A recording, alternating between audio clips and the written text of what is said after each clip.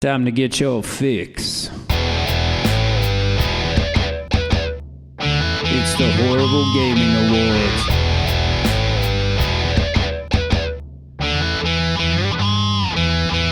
With Zachariah, a tiny wizard, and Phil Billy too. We're getting down with the foundation. It's what we're gonna do, yeah!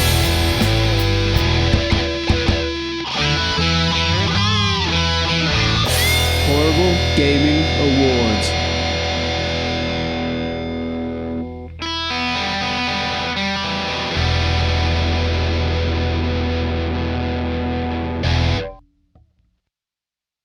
Old Man Gaming presents the 6th annual Horrible Game Award. Here are your hosts, Zachariah, Neil, aka It's Slinky Wins, and the Bill Master, Phil Billy.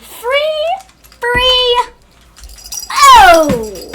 Hello, my name is Zachariah Van Sliders. Welcome, ladies and gentlemen, to the Quantum Studio.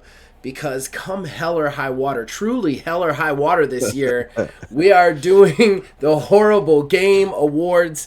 And no Horrible Game Awards show would be complete without the Triforce coming together. That's right. The three remaining founders are here, ladies and gentlemen. So, my podcast co-host, you'll see him both of these guys kind of to my, right, I think? I can never tell because it's reversed. My podcast co-host, Neil, a.k.a. Tiny Wizard. That's me. Neil, a.k.a. Tiny Wizard, is fighting COVID, everybody, to be here. So everybody give him a silent round of applause. And then, of course, our resident build master general, Phil Billy 330. Hello. What's going on, guys? Glad to be back. We're back again, guys. We're back again for the Horrible Game Awards. Now, this has been a crazy-ass year. This last 2 months have been nuts for all three of the people that you are seeing here on your screen. So we were unable to do the recordings that we usually do with our fans, and I just want to say sorry about that. There's nothing we could do to avoid it. There was a lot of personal stuff that got in the way of things. So this is like our last day to possibly record this. So we're going to just white knuckle through. So with that said, let's get right into this. Let's start it off. What do you guys want to start off with? Do you want to start off with multiplayer, single player, experience? How do we want to do this? I love that we're really just figuring this out like live. Yeah, we've never done this. Freewheeling. Let's save single player towards the end. I think experience towards the end. I think experience should be the end, the last one. We always do that last. I think we should start with one of the two big ones and then do the other one in the middle. So should we do single player or multiplayer? Let's do single player. All right, let's do single player. And we are figuring this out because we have never recorded this way. Just inside baseball for anybody watching this show. Usually the way it works is I figure out which one of the people who are on the voting council can be involved in this, and then I set different times, and then I tell these two gentlemen those times, and then when they can make it, they can, and we record this in sections. But this is the first time ever that we have to just record it all, do it live, so to speak. Single player experience of 2024. So we're doing with single player. Phil Billy called it out, right? Single player? Yeah. Yep. I think it is always customary that Neil gets the single player. So just so that everybody knows, so that I don't have to keep typing back and forth to everybody, because we are on the actual voice chat if people wanted to watch this live.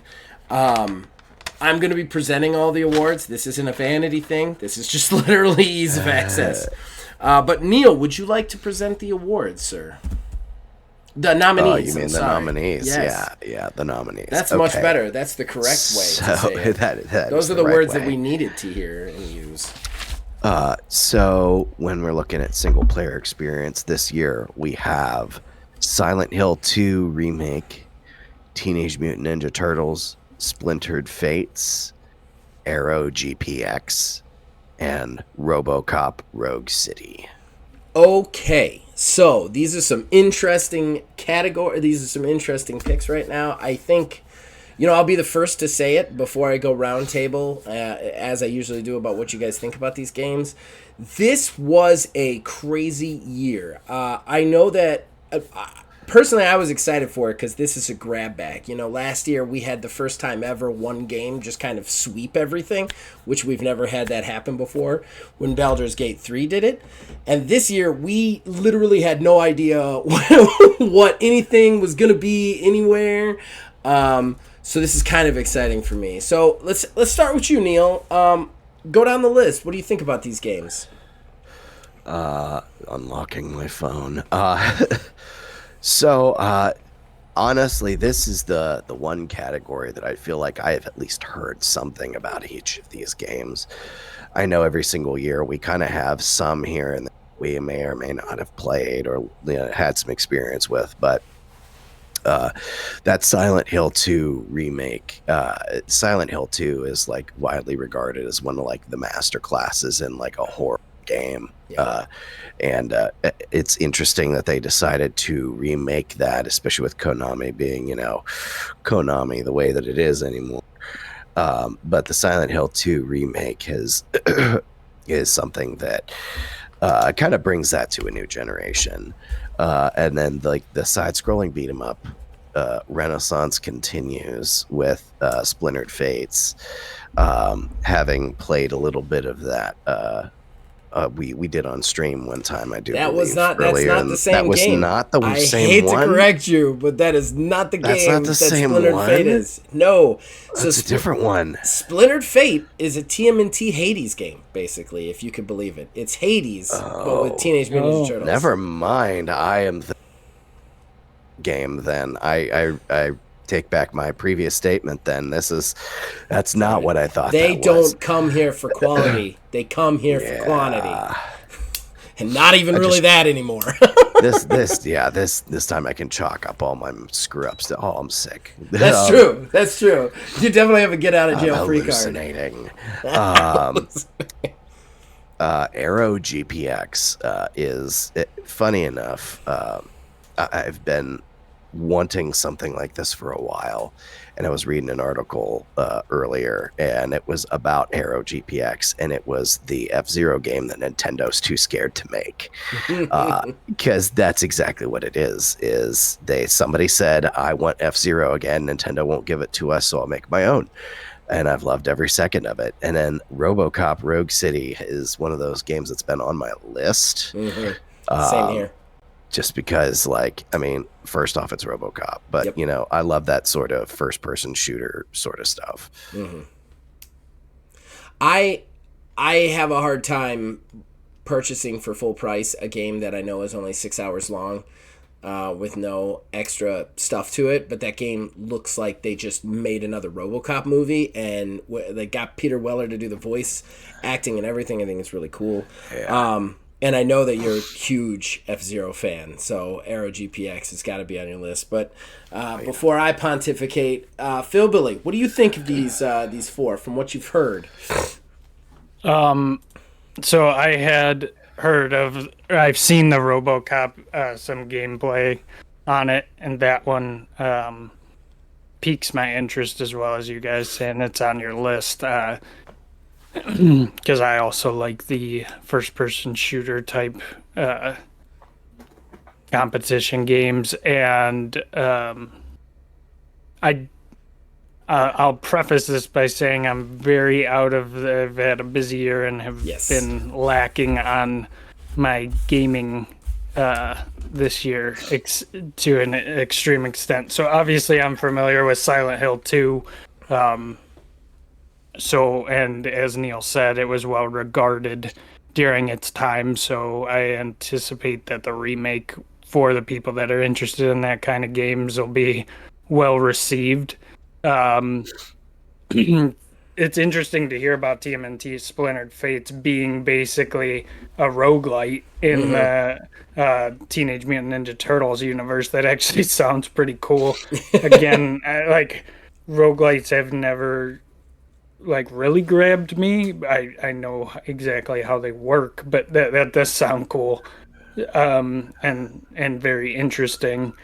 And then yeah, as far as Aero GPX, I know that's like more of an arcadey racer, correct? Like, Yeah. Yeah, like sci-fi arcade all the way. yeah. I mean, they all sound interesting. Unfortunately, I don't have a ton of input to add just because of, my lack of knowledge. But like I said, the one that I've actually seen and been interested in is the Rogue City. But that's just because it's a genre that I, enjoy the futuristic, uh, beaten down Detroit. I love RoboCop. I love RoboCop. The fact that they got Peter Weller to do it is just like a win in my column. If I could talk about anything, I think Silent Hill 2 Remake was a surprise hit for everybody. Just they remade a game that was already near perfect as far as horror games go. It's not my cup of tea, never will be, but from what I understand, they did perfect justice to it.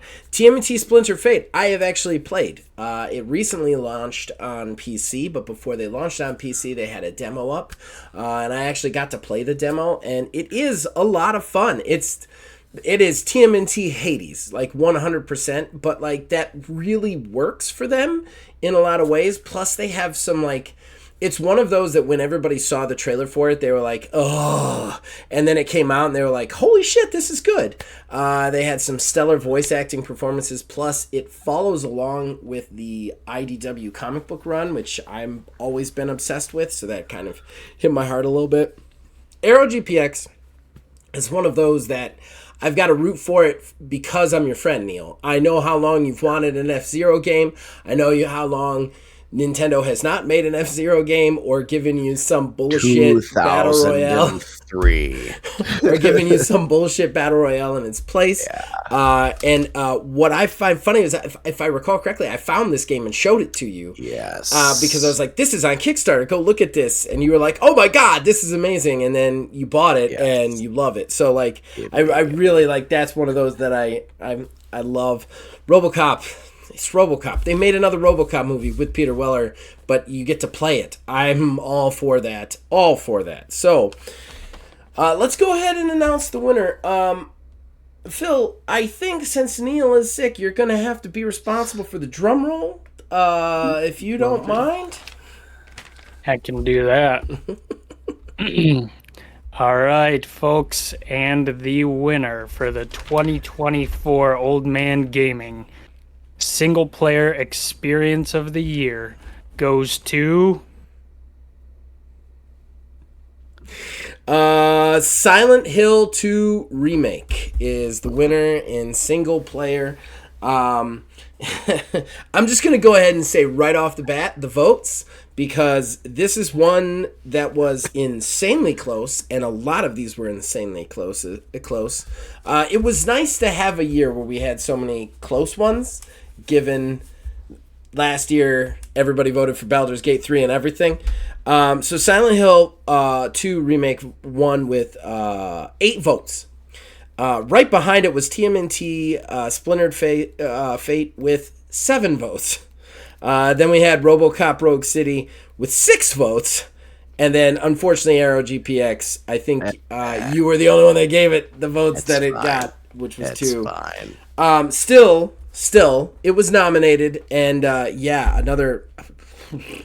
That's just, everybody get ready for those kind of vote counts. 876, like that's how it was. Plus, there was a lot of people abstaining because the list was so wildly all over the place that a lot of people hadn't played certain things. They didn't feel confident in voting, so it got very crazy. But what do you guys think about the winner? I mean, I think it's deserving. 100% deserving. It's horror has not really been getting its due so much lately. I think it's been seen as like a niche thing lately. And I'm glad that something as seminal as Silent Hill 2 is getting that recognition nowadays. Go ahead. I would second that. I'm not a horror guy personally, but I'm more of I would rather watch someone play horror games than play it myself.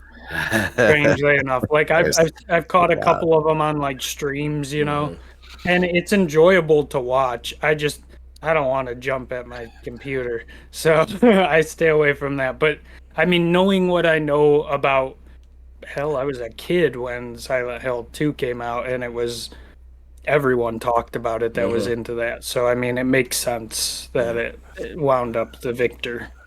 I'm definitely in that camp. I love to watch people play horror. It's no secret that I love the Game Grumps here. I always get excited in October when they do their like monthly Ghoul Grumps and they just play horror games. I get so excited because then I get to see the games that I don't play because they're horror games that everybody else was talking about, like Poppy's Playground and all that stuff. So I like to watch them too. But there you guys go. There's the single player game of the year. We will be right back with another award. Best game soundtrack of 2024. All right. So since we're doing this live, do you guys want to do soundtrack next? Sure. All right. Let's knock in the soundtrack. I'll just flip-flop the page because I got 4 on one, 4 on the other. All right. So, ladies and gentlemen, we're now going to present the award for soundtrack, best soundtrack. So just to state this, and I didn't state this on the last award because, like I said, we're doing this from scratch, but soundtrack is the best gaming soundtrack from a game that was released, game or DLC that was released this year. It is this year specific. The single-player game obviously was, as long as it gets a DLC or whatever, it can be nominated. Soundtrack, though, is just this year. So, Phil, do you want to give the nominations for soundtrack? Yeah. So the best soundtrack nominees for 2024 are Inscription,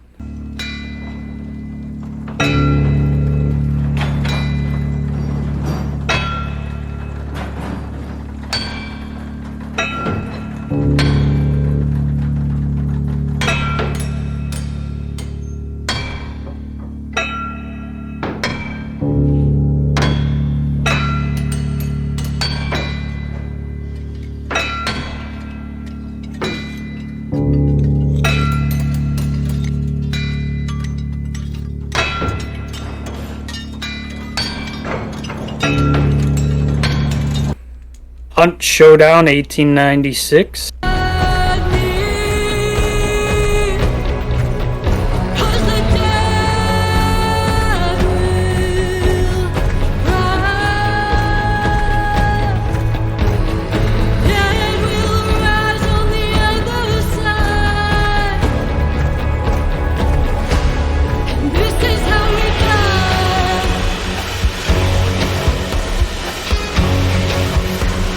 Warhammer 40k Space Marines 2,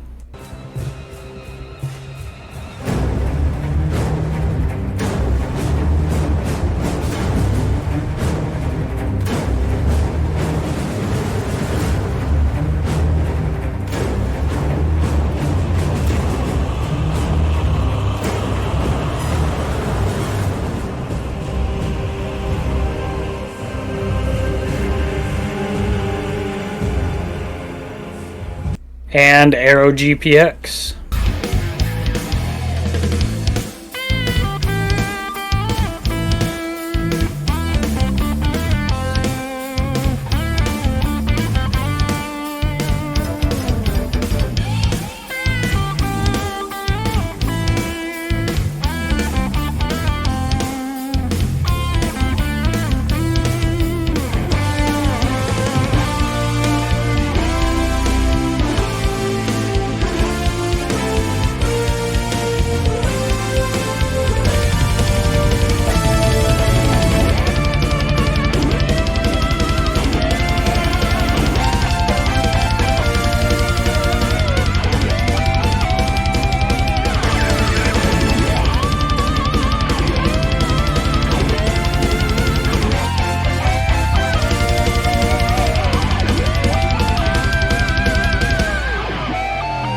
Okay. So these nominees are awesome.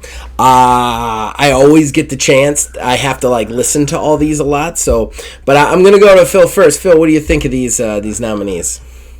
Well, two of these are really awesome, in my opinion, and that's granted. That's because they're the two I truly know. I know. Correct me if I'm wrong, but Aero GPX is more of your like 12-bit soundtrack type thing, right? Okay. Yeah, effectively. So, I mean, that's cool. If that's your thing, great.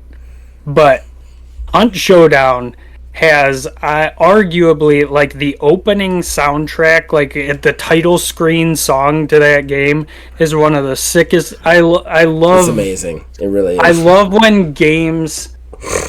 It harkens back to me to Wastelands.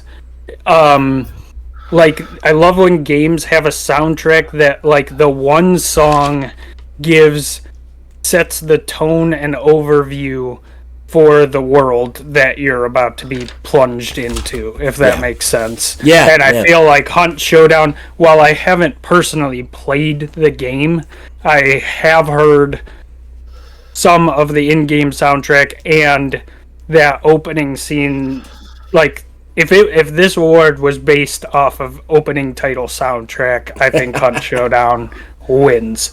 Be hard pressed to beat it.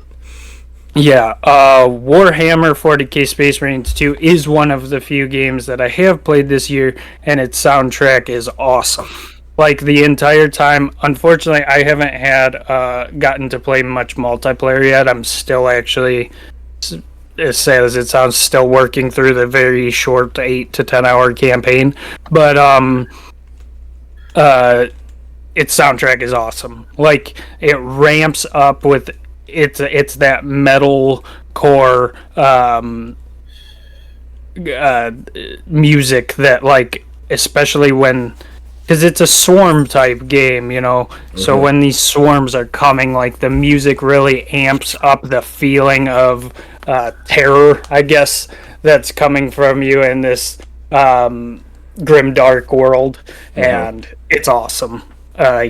I love that game all the way around, but the soundtrack is awesome. And Inscription is the one that I will have to rely on these two gentlemen to comment more on, because I unfortunately don't know anything about that one or its soundtrack. Neil, what would you like to contribute to the soundtrack thing? I feel So- we're definitely going to hear a lot about one game from you. I mean, yeah, and it's going to be Aero GPX, just because, unfortunately, I'm really unfamiliar with the other soundtracks. That's fair.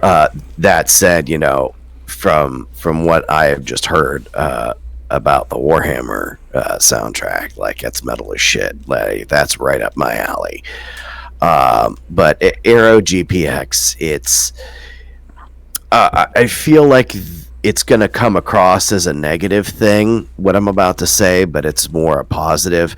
It really tries to imitate the soundtrack of F-Zero. They really want to bring you back to that, and I feel like the soundtrack does a good job of bringing you back to that. Take that for what it is. You know, at the end of the day, imitation is the best form of flattery, but you know.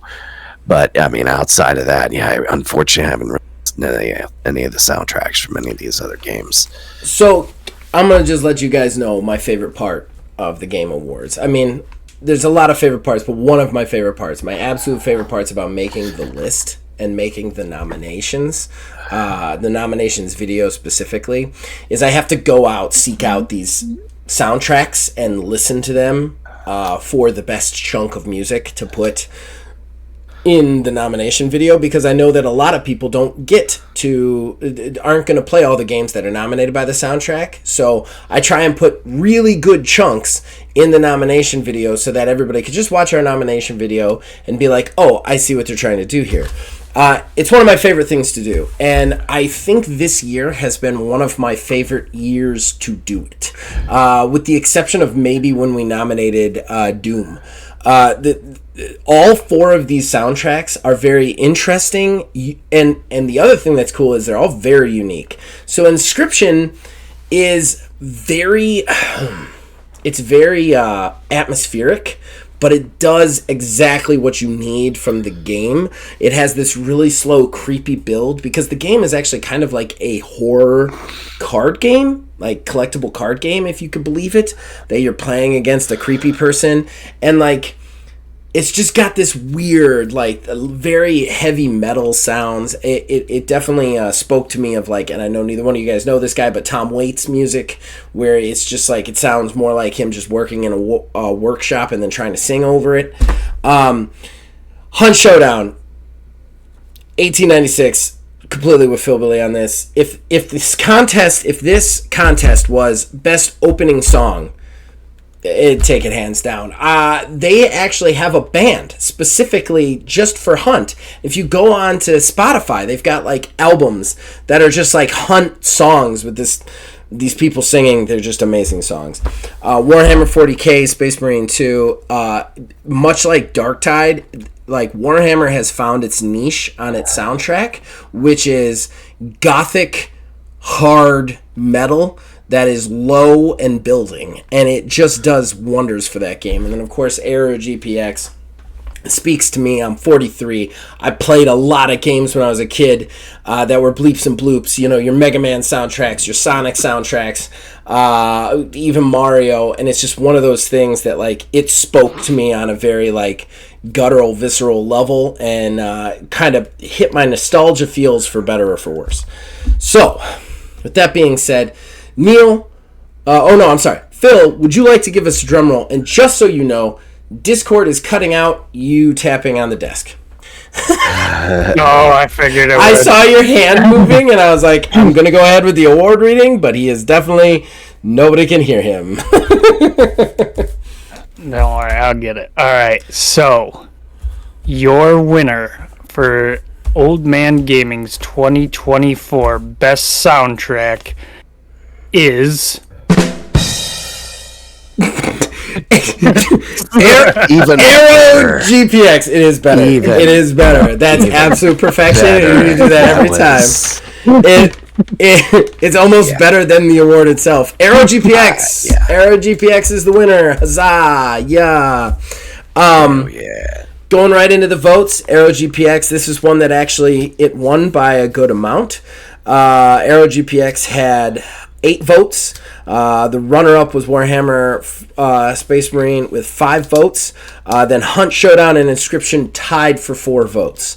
So Aero GPX is your winner. And honestly, if it was going to lose the single-player category, this is the one it needed to win, in my opinion. Yeah. That game is one part single player arcade racer and then 50% soundtrack F-Zero like soundtrack. Like I feel like this game is the music in a lot of ways. Oh yeah. Thoughts on winner from you guys? I mean, personally, I'm pleased. But at the same time, you know, I do kind of feel like I wish that I would have known more of the other music. Yeah, that's fair. Just because my favorite thing won doesn't necessarily mean that there wasn't anything, you know, that there wasn't anything better, let's say. I love that your thing wins and you still find a way to be like, oh, maybe something else should have won. Phil had to lean on us for this one, so I don't think he has anything necessarily to say on this. Do you have anything to add to this, buddy? No, I mean, not really. It's a totally different kind of game sound than I'm typically attracted to, but that doesn't mean anything. Like I all 4 of these soundtracks were so good. When I was doing the nominations video, it took me a whole extra hour because I just wanted to listen to all the soundtracks like as much as I possibly could. So yeah, it was a stellar thing. But there you guys go. That soundtrack. We're gonna get on to another award. So next award we should do, I think, should be new IP. Best new IP of 2024. Let's do new IP, and then we'll hit multiplayer. So, new IP. Here we come with the new IP. So, right off the bat, Phil, do you want to read off the new IP nominees? Yes, this year's 2024 Old Man Gaming Best New IP nominees are Palworld, Another Crab's Treasure, The Outlast Trials, and Stellar Blade. Okie dokie, let's talk about it. Neil, why don't you start us off? What do you think about these 4, if anything? So, I really feel like they all kind of brought something different to the conversation. Unfortunately, I can't speak a whole heck of a lot to Outlast Trials, but Palworld, started off as just Pokemon with guns, and it turned into its own thing, and got so threatening to Nintendo they decided to sue them. So They had to find a way. They had to find a way. Yeah. So I feel like that on its own, like that's like the mammoth, of this category. But Another Crab's Treasure, trying to expand upon that Souls-like genre. A game actually that I was hoping to play at some point this year, just never got around to it. And Stellar Blade kind of brought the traditional classic Japanese ridiculousness back to the forefront with that game, and kind of brought forth the conversation of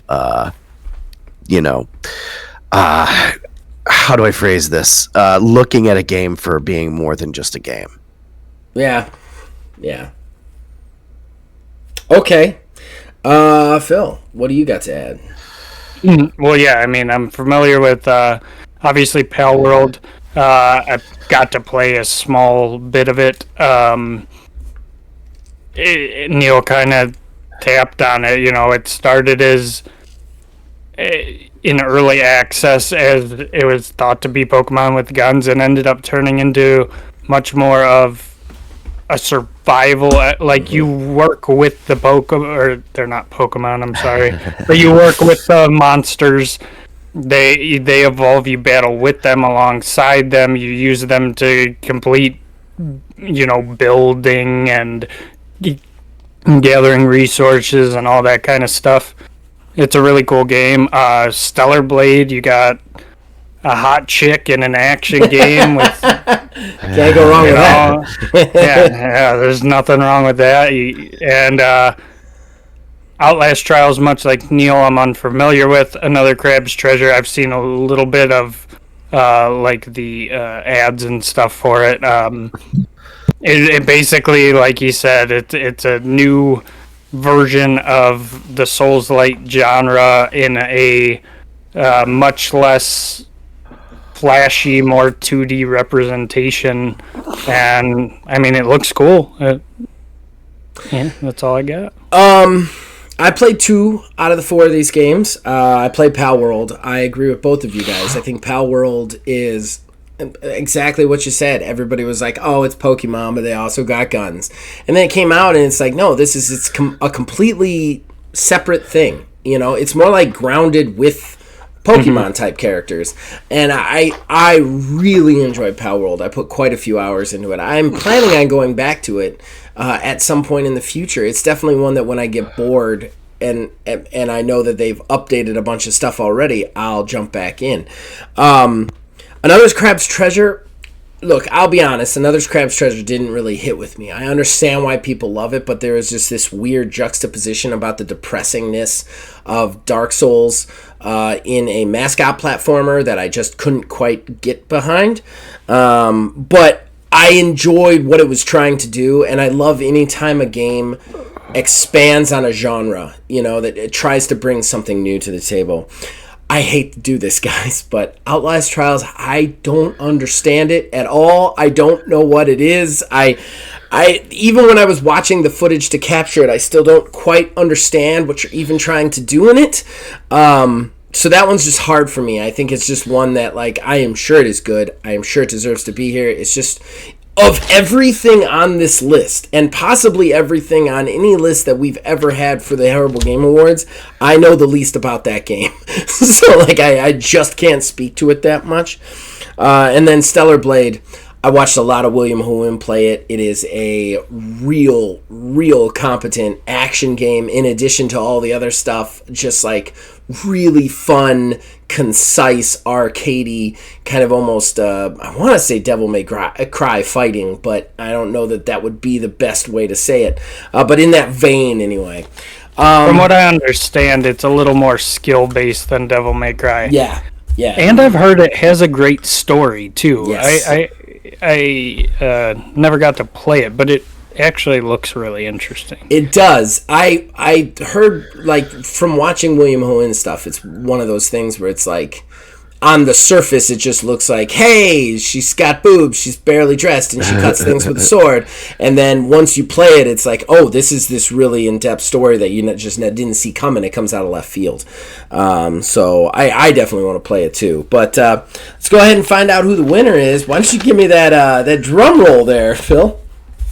The winner of 2024 Old Man Gaming Best New IP goes to... Pal World! No shock there. Pal World wins it. I'm going to tell you right now that drum roll is overshadowing every winner at this point. It's all they got. No, it's perfect. It's absolutely perfect.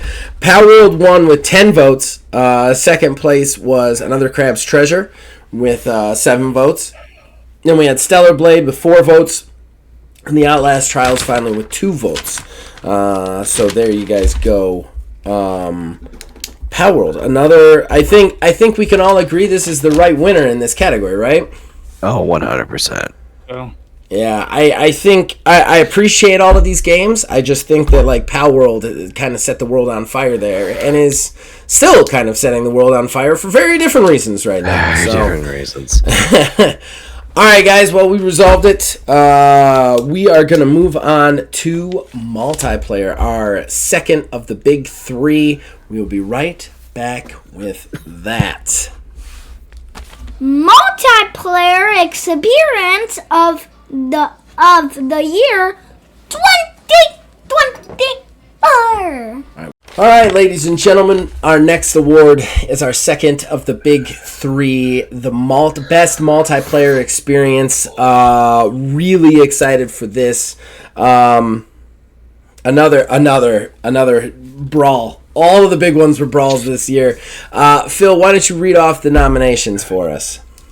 Yes, our 2024 multiplayer experience nominees are Helldivers 2, My Time at Sandrock, Lethal Company, and Hunt Showdown 1896. Okay, so we'll start with Neil. Neil, what do you think about these 4? So, looking at them, another one where I'm kind of 50-50 on the games in this. However, Helldivers 2, I feel like had they not made the changes that they made kind of partway through this year, I feel like would still be in huge contention, because Helldivers has done something very interesting when it comes to a live service and multiplayer game, making it actually be run like a tabletop sort of thing with a game master who's in charge of everything. I feel like Helldivers 2, like, they did something special there with that, and honestly, it's a game that I regret that I have not been able to play, because it looks like it would be very interesting to play and experience at the same time. My Time at Sandrock is something that, hilariously enough, we have played while under the influence of substances, let's put it that way, and has been a great time all around every single time we've played. Yeah. Yeah. Lethal Company and Hunt Showdown, unfortunately, I have absolutely no experience with. I almost wonder, Lethal Company, is that like It's awesome. a remake or something like that? No, No, it's awesome. I have some videos on the channel. Go check them out. I play it with. I must be thinking of some. I might be thinking of something. Bad Company or something. Bad Company's an old game, but Lethal Company. Yeah, is, that's what I was thinking. This of. weird low-res horror game that's just ridiculous fun with other people, but not fun at all by yourself. Phil, what do you think about these four? The most I have to say about any of these is, so Helldivers 2, I second everything Neil said, but what I really like that this game did, and I think it's an awesome change to the multiplayer experience, because what it did is I feel it started a trend, and the trend has been followed by one of my favorite games of the year, being Warhammer Space Marines 2. What it's done is it's taken that online multiplayer with your buddies that you can, get a solid crew and go in with all the time. What it's done is it's taken that away, that genre was run by, lately it had been run by what do you call it, where the circle closes, Battle Royales. Yeah, Battle Royales. What it did was it took those small team experiences that were PvP, and it gave that same feeling of playing with the boys or girls, and transition that into a world where it's acceptable to have that, where it's just as fun to do that in a PvE environment. And I really I find I enjoy the PvE personally more than the PvP, and the reason for that is it takes someone like me who maybe doesn't have the time to dedicate to these competitive games to be the best of the best, and allows me to still compete because I'm part of a team, if that makes any sense. And I love that this game is what I point to, and probably will for the foreseeable future, because it seems to be catching on in the industry, and I'm thankful that this game did it, and did it successfully, and showed other companies like, oh, there's more than just PvP out there. So that's like my biggest thing, and the one I know the most about. So I'll leave it at that. I think, personally, I completely agree with you guys. I think that Helldivers 2, the fact that it was snubbed by the actual Game Awards is a travesty. I mean, aside from any, nerfs or whatever that the community isn't happy with, they did something completely different, which is they took a games as service game and they made it more about playing the game with other players than loot boxes and microtransactions and battle passes and garbage like that. I think that their meta narrative thing is really great. I think it is going to change the industry a little bit. It already kind of has. We already are seeing kind of that trickle down, and I completely agree with you guys. My time in Sandrock is nostalgic for me. It's a cozy buildy thing, and it was me, Neil, and Kayla's game of choice for quite some time. Still kind of is, and just running around the field yelling at each other while we're building stupid chairs and shit. I don't know, it's just fun as hell. Every time I play that, I have fun.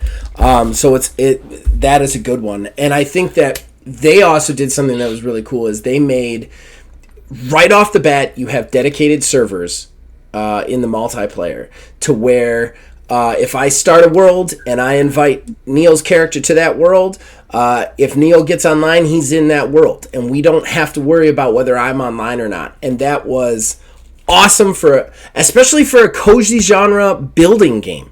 That's what you want, so that you don't have to worry about I gotta be on to build this couch for you. The fact that they can just get on whenever is great. I love that.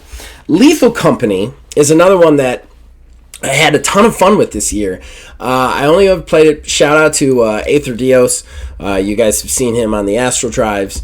And Genesia Blue, who is a VTuber? V-streamer? I can't remember.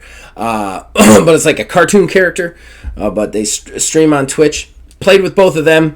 The game is so much fun. It is terrible. It's nearly impossible to win. There's all these monsters that just kill you every 10 seconds.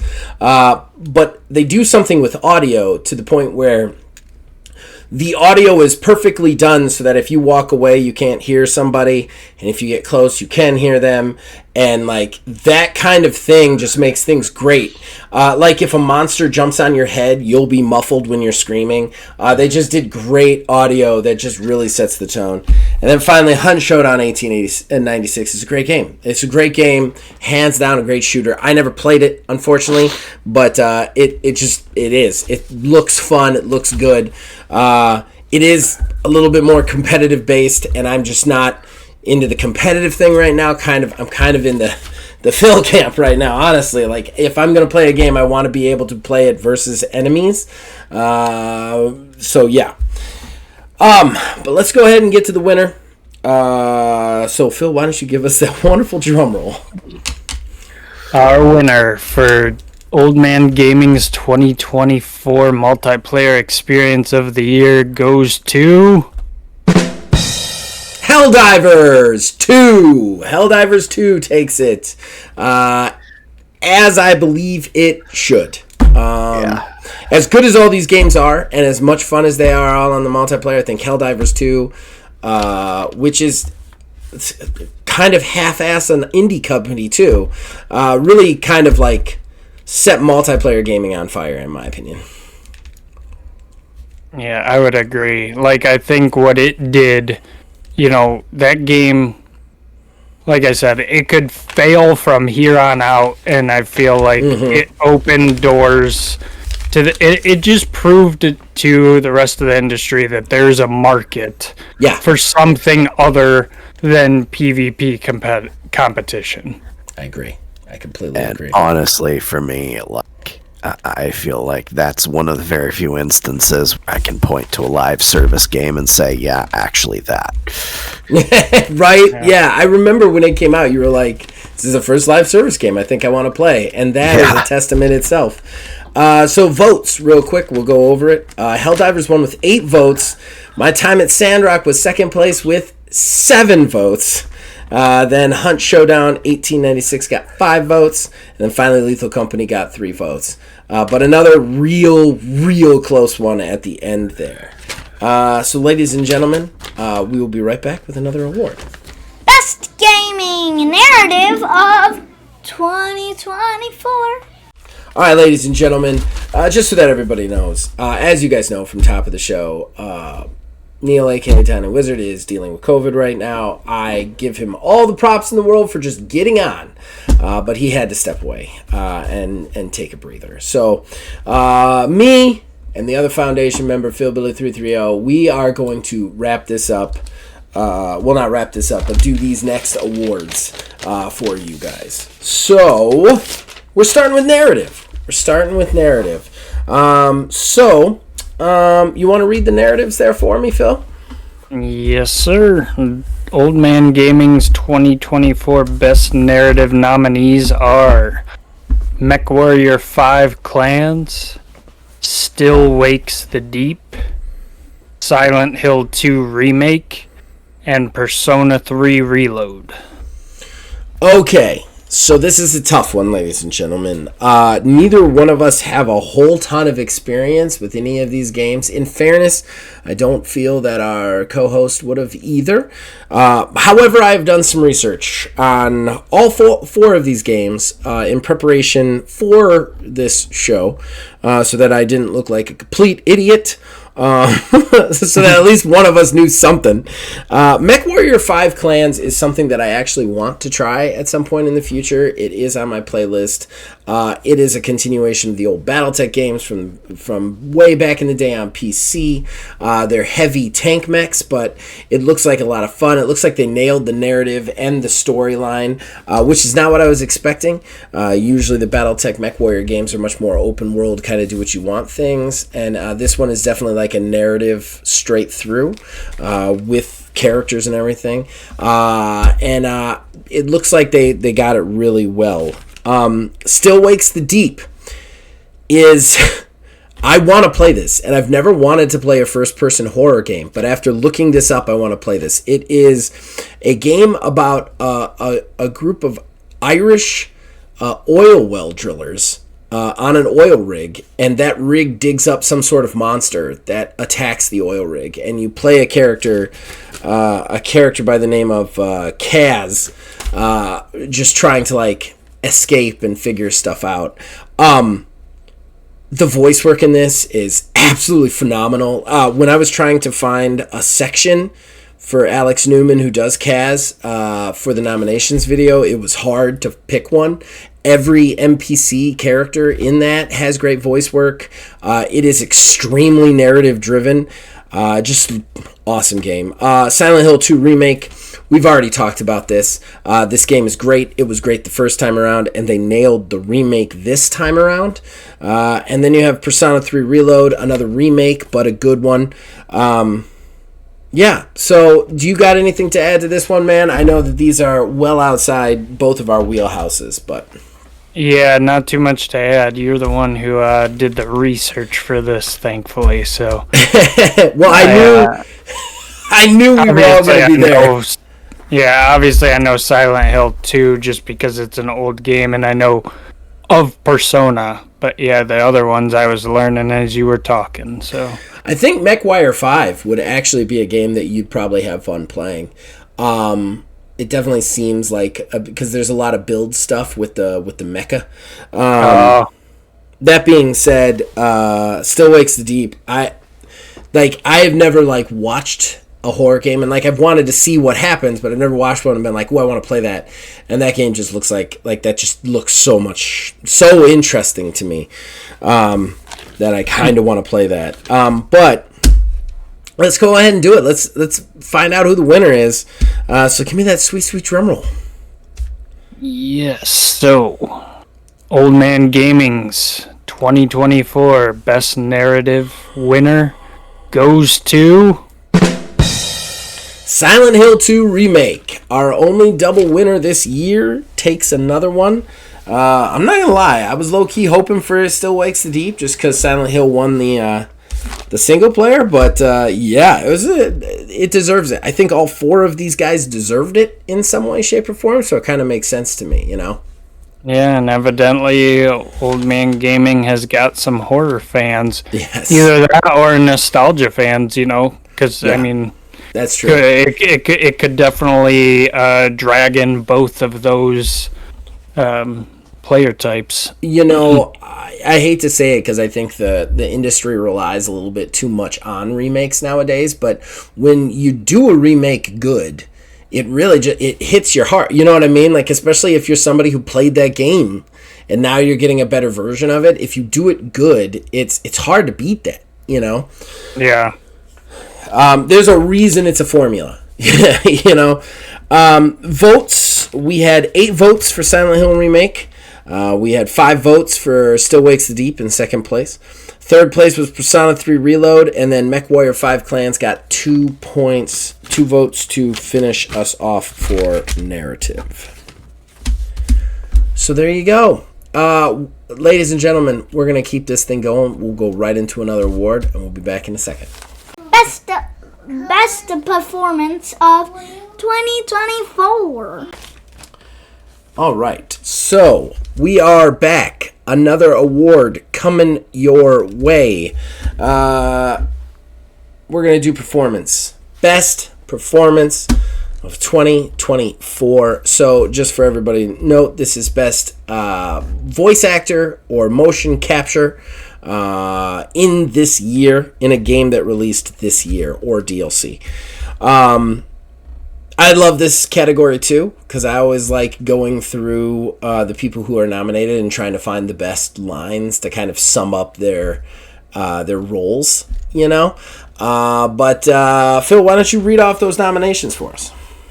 Yeah, our Old Man Gaming nominees for Best Performance of the Year goes to Alex Newman as Kaz from Still Wakes the Deep. Bloody hell, fire! Get in, quick. Thank God you're alright. Jesus, what are you doing in here? What do you think I'm doing in here? What the bloody hell is going on? I don't know. People are dying, Roy. Dead? Who's dead? How? Douglas. Trots, I think. I don't know, it's this thing. I think it's doing something to people. I don't know what to believe, know what I mean? I really do. I saw something out on the deck. I didn't stay to look, it just scared the shit out of me. I should barricade the door. We can't hide, Roy. We have to get off this rig right the fuck now. What, without Rennick say so? Roy, did you hear Rennick? What, you think we're getting evacuated? He'd want everybody back at work if we were at the bottom of the North fucking Sea. Right.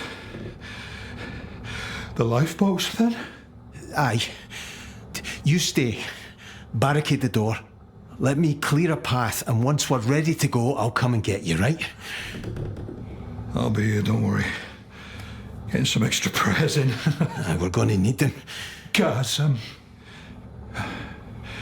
you won't leave me. It's bloody terrifying out there.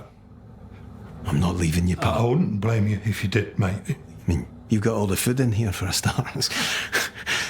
Listen, get your man upstairs on the case, and I'll see you soon, right?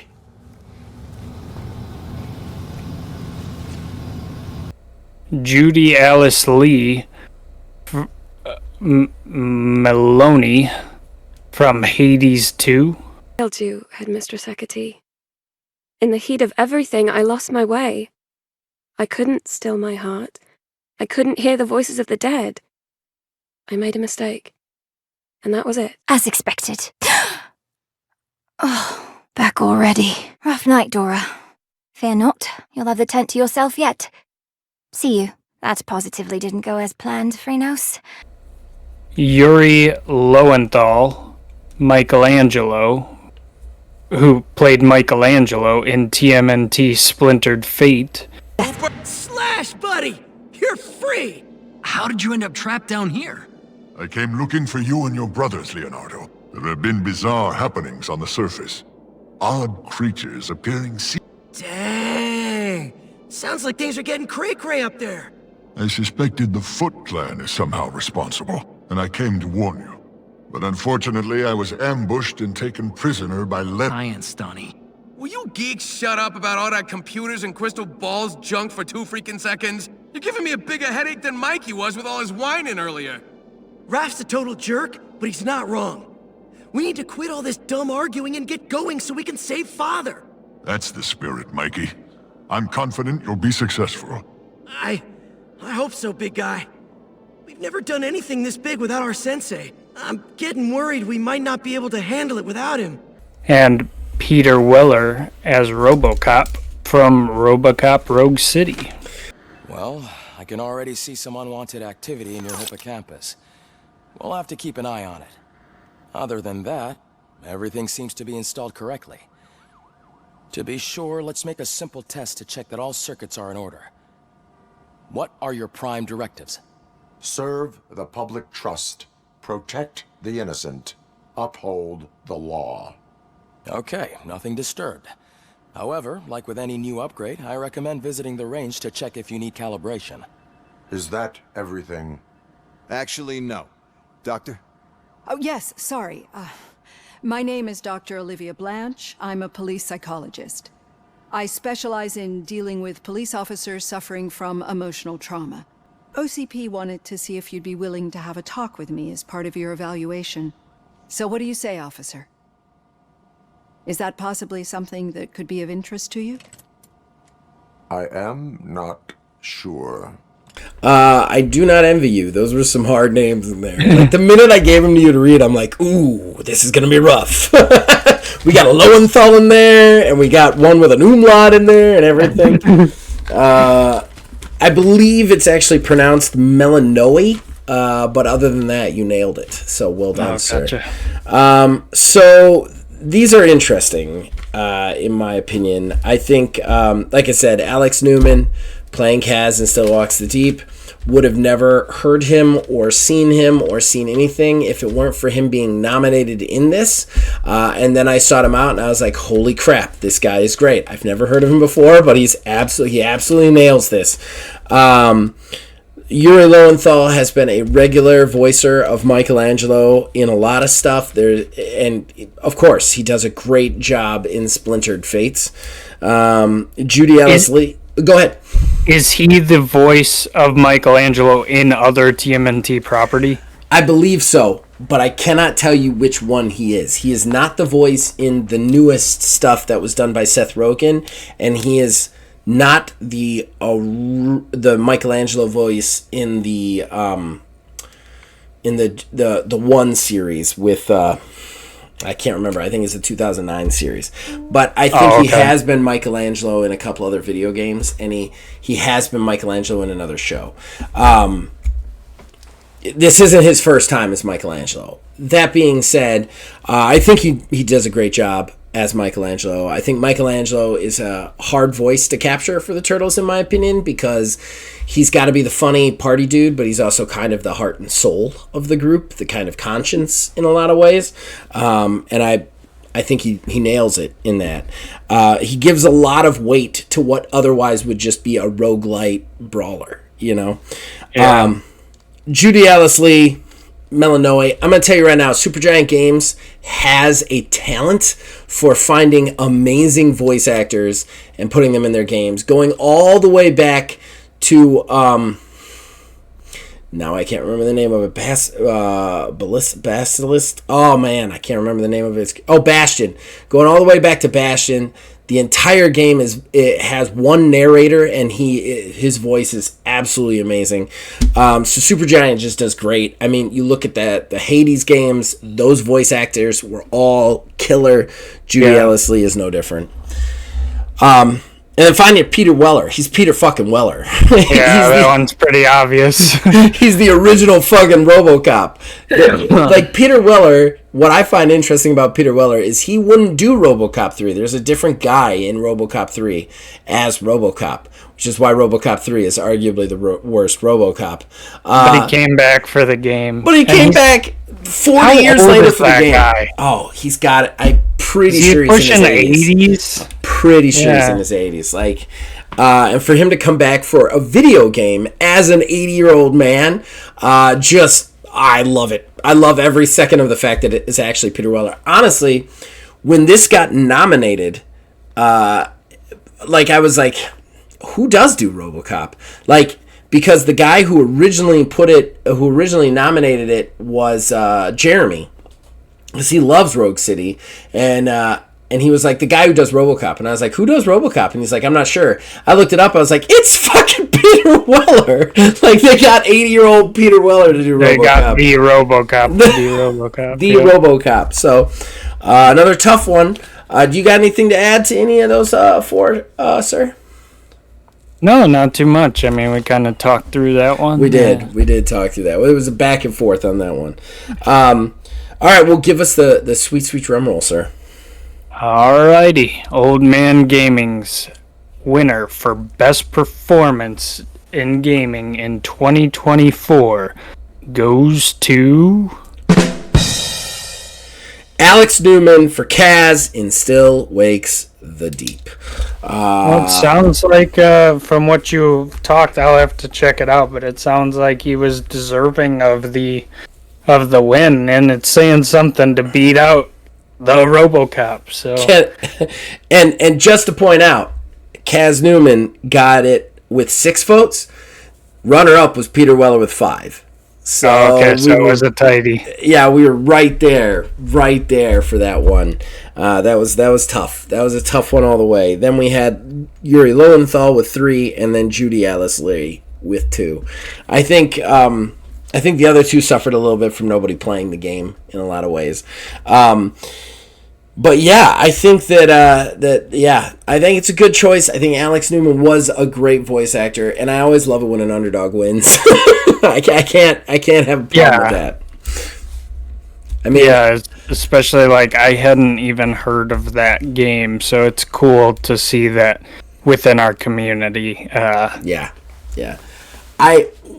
There's some years we end up with just AAA games because we only have 8 categories, and I'm staunchly against like doing an indie category just because I personally think the indies should be contending with the AAAs and beating them, but I feel like this year, that's one nice thing about this year being such a weird year, is we had just tons of underdogs and indies and all sorts of stuff on here that you wouldn't normally see, Yeah, especially, it was a weird year for gaming. Kind of 2023 blew its load, and 24 was...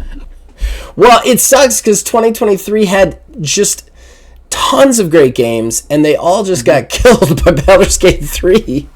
And now we've got this year. And the thing is, though, is we've had some good games this year. It just hasn't been what 2023 was. All right, ladies and gentlemen, we're going to go to another award. Best Developer of 2024. All right. Ladies and gentlemen, this brings us to this isn't the last award. We're recording it out of order. Nobody yell at me. But we are now to developer. This is the best developer in 2024. This is a developer that has gone above and beyond, or maybe had to deal with something that was above and beyond, something along those lines that we have to look at and say, oh, we should definitely respect them and put them above else. I know this is probably the least lauded award on our list. I think it's an award that we need, though, because at least for us here at Old Man Gaming, we almost always recognize game developers that are awesome, not necessarily ones that sell the most units or sell the most copies, but developers that did something in the year that was great, that was community forward, that was helpful to the industry, And I think that's one of the things about these developers it's one of the things about these category that I enjoy. So Phil, do you want to read them? Yes. Old Man Gaming's Best Developers of the Year nominees go to Pocket Pair, Shift Up, Arrowhead, and Aaron McDevitt. All right, what are your thoughts, sir? Well, what my thoughts are is, first off, this is a really cool year for this for this category, just because, I mean, these are all, I believe, considered indie. Maybe not Arrowhead, right? I mean, I would consider them indie. They're on the threshold, and they were published by Sony, like first party Sony or whatever, but I still kind of consider them indie. Like they're upper double A, but still double A. You know what I mean? Yeah, like usually we have this category in most years has very recognizable names. There's always like I mean, last year we had Larian, which everyone and their brother now know who's Larian is, and usually. We've had the guys who make Outer Worlds and Obsidian. Obsidian, yeah. Yeah, they're usually always on there. But this year, there's like nobody who immediately like jumps out as a big name. So you have Pocket Pair, which we kind of discussed, Pal World in the other category, blowing that genre wide open of gotta catch 'em all type game mixed with survival, mixed with just a whole new genre of game that's very impressive by them, and they got so successful that they're being sued by a much bigger company. And then you have, Arrowhead, which I give them credit for, like, bringing back with Stellar Blade, bringing back kind of like that action adventure game that had kind of been gone for a while. I mean, your Devil May Cry-esque games, you don't hear about that genre quite as, or at least I don't quite as frequently, and they brought it back with success, and they pushed the envelope from what I've gathered with Stellar Blade, and I think that's really cool. And then, I mean, we have a guy on here who's just a solo dude, Yep. Like, it's just an impressive list that I think is really cool. I completely agree with you. I think that it's really nice to have these on there. We had a solo dude on here last year, and he was the guy who made Afterplace. And I specifically had William Owen present this award just because I knew he wasn't going to win. So I wanted to give William Owen to tell everybody about him. But yeah, one thing that's nice is there isn't any like juggernaut ass kicker on this list. These are all like smaller developers who have done something different in the industry or are dealing with something just absolutely insane. You look at Shift Up, they did some great stuff with Stellar Blade, and they came out of nowhere with it, in my opinion. Arrowhead has redefined how multiplayer shooters, just multiplayer PvP and PvE is looked at, not PvP, but PvE is looked at, which is just awesome. Pocket Pair is like, and I'm sure I got the count wrong, but like a 20-30 person team who blew the world wide open with Pokemon so much that Nintendo had to dig around and find some stupid way of suing them. And now they're suing them, and they're still like, no, we're going to keep releasing stuff and working on the game. They could have gone into hibernation or taken it down. I think just the fact that they're kind of standing up to Nintendo a little bit is also a reason that they should be recognized. And then finally, of course, Aaron McDevitt, the guy who made F-Zero when Nintendo wouldn't make F-Zero. He went out and got a Kickstart for it, and I'm still kind of blown away that Nintendo didn't shut him down. I think that, like, all four of these developers, great developers, they should be on here, and they definitely brought something to the table in gaming in 2024 that just wasn't there before, and I think that's awesome. So, with all that said, Philbilly, that sweet drum roll. All right. Old Man Gaming's 2024 Best Developer of the Year goes to Pocket Pair. Pocket Pair with Palworld takes it. I think they're deserving. I think so. I mean, it sounds like all of these companies obviously deserve to be on the list, but I think Pocket Pair was a rightful winner from the standpoint of just how big this nobody developer group, got. Like, has anyone ever heard of them before? No. That game, And they've really been up with some trials and tribulations this year too, and the fact that they have kind of held it together is mind-blowing in a lot of ways. Not even just the Nintendo lawsuit, but the fact that like it got so big and they didn't know how to handle it at first with the servers and stuff, and they've kind of like held it together when they didn't expect to be as big as they were, while having a bunch of extra stuff come their way that no one would have thought would have come at them,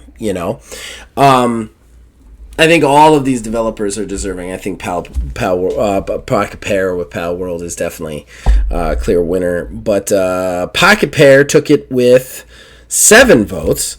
Arrowhead was second place with 6 votes. Aaron McDevitt was third place with 3 votes. And Shift Up got 2 votes. So, yeah, that's it for the Developer Award. And I'm going to probably put this last right before experience. So in a second, you're going to see us back. We're going to get Neil, a.k.a. a Tiny Wizard, back in here because he wanted to do experience with us. And then we'll be all wrapped up, ladies and gentlemen. So we'll see you in a second.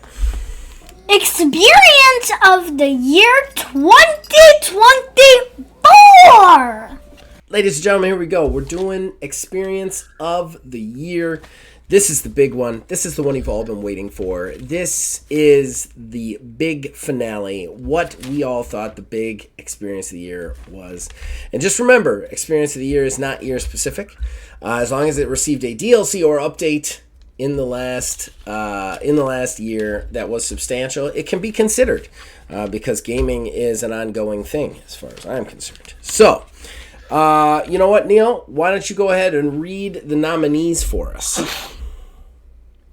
So for experience of the year, we have My Time at Sandrock, Inscription, Warhammer 40k, Space Marine 2, and Age of Wonders 4. Okay, all right. So why don't you give us your thoughts there, Neil? Then we'll go to Philbilly. What do you think about these four? Honestly, this is, again, we always, every year, we kind of have a collection that always comes up in a conversation of really only have experience with like one of these things. This is always the way. This one is the one that at least, I remember the conversations around these games. My time at Sandrock, just us playing it, it's the one that I actually have experience with. Inscription being what it is, that like roguelike card game thing. Yeah. Warhammer 40k. I mean, it's Warhammer, and Age of Wonders 4, what is it that you call that? It's a 4X. 4X. Yeah, 4X game. Being considered for like an experience of the year. They're all so very different and all deserve to be here in this. Phil, what do you have to say, sir? Well, you've heard the guys talk about My Time at Sandrock as they have personal experience with it. I do have personal experience with 2 of the 4 of these. So I played Age of Wonders 4. I don't know if it was actually this year I played. I think it was technically last year. It has received multiple. It's actually got a whole season pass too that's coming out. Now. So I played vanilla Age of Wonders 4 like when it first came out before. There's so much added to it since I played, but it's an awesome 4X game. It gives what's awesome about it is that you can like customize your races and the jobs that they do and where they're from when you're setting up the overworld, map, and it's a lot of it was a lot of fun to play. I just haven't gotten into it since all of the add-ons, so I think that's well deserving of being on this list. And then Warhammer 40k Space Marine 2 is one of my, and it was a surprise favorite of mine. Like, I wasn't even looking forward to this game. I started getting into the Warhammer lore, believe it or not. I remember we had that conversation. Which is a whole depth of itself of the past, 30 years. I've heard. And it's crazy, and it's interesting, and I was like, I'm going to play this game, and the game is sick, dude. Like I said, I haven't had the time to dedicate to a lot of gaming this year, but the 4 or 5 hours I have into this game, I've enjoyed every second of it, and I'm still just playing through the campaign. Like, the campaign is awesome. It sets up the world, and you go through, you get to follow the different Astartes and work your way through the Tyranids, and it really, even if you don't know anything about 40k, it does a good job of putting you in that seat, and you can enter knowing nothing about the grimdark world of 40K, and really it just makes you want to dive deeper into it, which I think is awesome. And then as we've mentioned in other talking about other games, it has a PvP mode, but it also has its big claim to fame is the way that it structures its PvE mission based mode, where you and some buddies jump on and just try to tear shit up. And it's really cool because there's different classes in the game, and each class can work well together. You have your heavies and your snipers and your melee classes and your ranged classes, and it's a very collaborative PvE game that's a whole lot of fun. I can't disagree with that. I think Warhammer 40K was a great kick-ass game this year. As far as the games go, yeah. As far as new releases goes, I think it's top tier. I think you've covered all of that, so I'm gonna maybe speak to some of the other ones. My time at Sandrock, I've definitely talked about that with Neil. We've already talked about that quite a bit. What I love about it and what I enjoy about it. Inscription did something very different with the card-based roguelike thing and gave it this kind of creepy horror aesthetic, which, like I said, might not be my bag or even any of our bags, but is different to that genre that I think made it very unique and got it a lot of votes. That this nomination really surprised me personally, just the fact that so many people played it and enjoyed it this year. And then Age of Wonders 4, I'm going to sing its praises for a second, if that's okay, because I am still obsessed with this game. We're recording this on a Monday. I am streaming it tomorrow. This game, personally, it would have already been on my nomination list, just based on the fact that it had its 4th DLC come out right at the beginning of this year, like February, I think January or February, which was Eldritch Sovereigns, which you could be giant eldritch creatures and have all these thralls and stuff. But they just announced that they're doing 4 more DLCs, each adding more things, including giants that you can create in addition to the dragons and the Eldritch Sovereigns. They just added an entire 2 new races and a samurai-based culture. Like, the game just keeps adding to it. They just keep working on it. And that's the kind of dedication to a game that I just absolutely love. Especially a game like this, which is 4X, which is, yes, there's multiplayer, but overall it's just here, you go play with this, sandbox sort of thing. So, all right, so we've all said our piece. It's time. We've got to decide the last award. Who's winning this thing? Top down, hands down. Philbilly, it's time for that sweet, sweet drum roll. And the winner of Old Man Gaming's 2024 Experience of the Year goes to Warhammer 40K Space Marine 2 was our winner. Yeah, this was close. Another close one. All 3 of our big 3 was close this year. And you'll never... you guys want to take a guess at who the second placer was? My guess is going to be Sandrock. Neil? I feel like it's like a wild card, like the Inscription. It's your guess based just on the fact that based just on what you know of the inflection in my voice is correct. It was Inscription. People loved that game. So, yeah, so Warhammer 40K won with 8 votes. Inscription was second place with 7 votes, which has been a thing this year. I don't know, 8 and 7 has been like the winner for so many. Then My Time at Sandrock was our third placer with 4 votes. And then finally, Age of Wonders 4 got 2 votes. I'm pretty sure they both came from me. Pretty big thing. But Warhammer 40K Space Marine 2 wins. I'm very happy with this win. I think it's the right game to win of the 4. I think it was... I like all the 4 that was in, but I think that that's the one that maybe deserves it the most. What do you guys think? Yeah, I mean, that from everything that I have heard of the game, absolutely 100%. I mean, regardless of my own personal, experience with the games, Warhammer 40K, I mean, Warhammer's huge. It's been around for years. Like Phil was saying, the lore is so expansive. There's so much lore.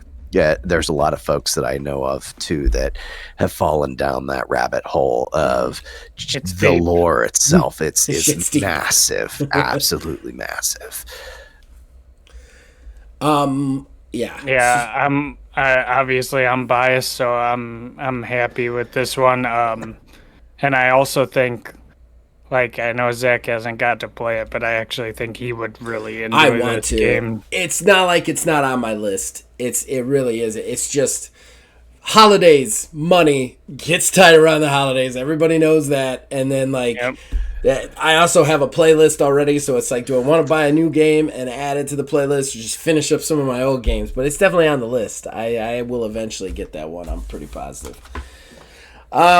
So that's it. I do want to just really quickly take time to say thank you to everybody out there. I want to give a big shout out to Neil right now, who has done basically half the show with COVID. And I appreciate you showing up, man. It was the last day we had to do it, or we would have rescheduled. So I thank you. Phil Billy, thanks for being here, man. Thanks for taking time out of your busy schedule to be here. And thanks for helping me with the awards that you helped me with when Neil had to step away. And I just want to say thank you to everybody out there for being part of this channel, being part of this experience. Obviously, we've talked about how the content is probably going to go down a little bit in 2025 and beyond, but it has been a truly rewarding experience. I hate the fact that I couldn't have you guys on because of timing, but I hope you guys enjoy this, and I hope I see you all in 2024. I hope we all see you all in 2025, and we all have a great 2025. So yeah, we will see you guys next time. Later, old man fam. Time to get your fix. It's the Horrible Gaming Awards.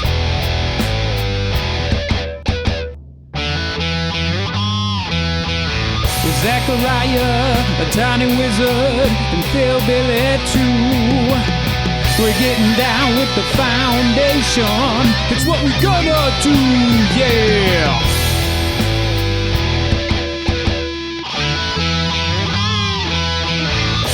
Horrible Gaming Awards.